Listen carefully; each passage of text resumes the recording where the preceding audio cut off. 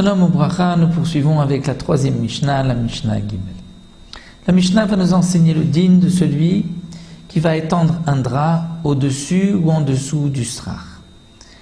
Le drap ne peut pas servir de srar, même si c'est un drap à base d'un matériau végétal, puisque le srar a deux conditions. Il doit pousser sur le sol, mais il doit aussi ne pas être mekabel touma, apte à devenir impur.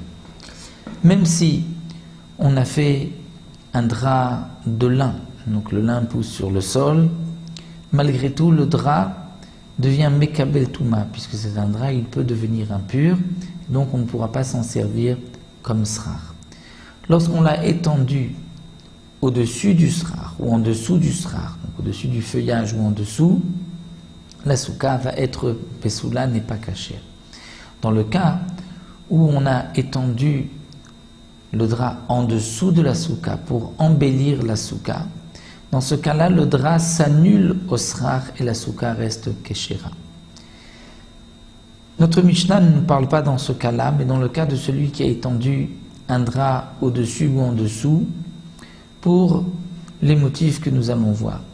Donc nous avons dans la Mishnah Peras alea sadin mipnei achama, on a étendu un drap au-dessus du srar à cause du soleil, ou tartea ou en dessous mipnei aneshar, à cause du feuillage qui va tomber. Et le Barthénora nous propose deux explications. Ou bien c'est pour le besoin de l'homme, le confort de l'homme, c'est-à-dire qu'il est gêné par le soleil qui malgré tout pénètre dans la souka, et donc il veut étendre un drap au-dessus du srar pour se protéger du soleil. Ou bien un drap en dessous du srar, mipnei aneshar, pour empêcher le feuillage de tomber.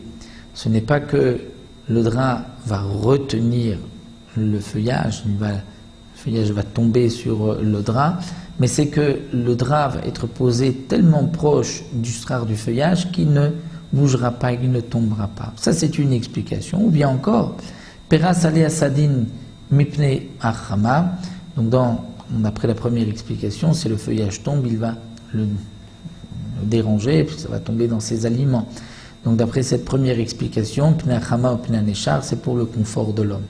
Deuxième explication, c'est Peras alea sadin mipnei achama, c'est-à-dire il a étendu un drap au-dessus du srar à cause du soleil, qui risque de sécher le feuillage, et le feuillage va ensuite tomber, ou même lorsqu'il va sécher, il va rétrécir et il y aura plus de soleil qui pénétrera dans la souka que d'ombre dans la souka. Donc c'est pour cela qu'il va étendre un drap au-dessus du srar ou en dessous mipnei aneshar, c'est-à-dire il craint que le feuillage va tomber et qu'il n'y ait plus suffisamment de srar pour qu'il y ait plus d'ombre que de soleil dans la souka. Donc nous avons deux explications.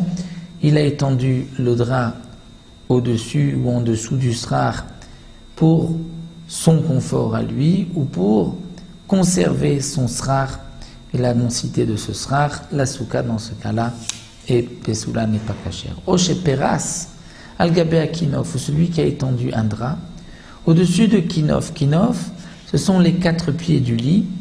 Et il étend un drap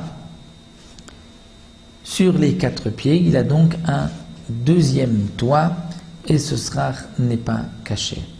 Il n'est pas caché et puisqu'il a maintenant une hauteur de 10 tfachim, il y a un toit, le drap est large de plus de 1 tefach, c'est donc un toit sous la souka et la souka est psoula, il ne pourra pas donc manger sous ce drap dans la souka. Aval poresu al gaben naklite amita. Mais s'il a juste 2 pieds à son lit et qu'il va étendre son drap et que le drap ne va pas avoir un toit en haut large de 1 tefach d'une palme, mais il va, comme une tente, donc un baldaquin va tomber sur les côtés, dans ce cas-là ce n'est pas un ohel et il pourra même manger ou dormir sous ce drap comme les rideaux d'un lit, étant donné qu'il n'y a pas de toit, puisque ce n'est pas large de 1 tefach. Donc là, la Mishnah nous enseignait les dinim d'un drap sous la souka, donc nous l'avons vu proche du srar ou au-dessus d'un lit. On s'arrête là pour la troisième Mishnah.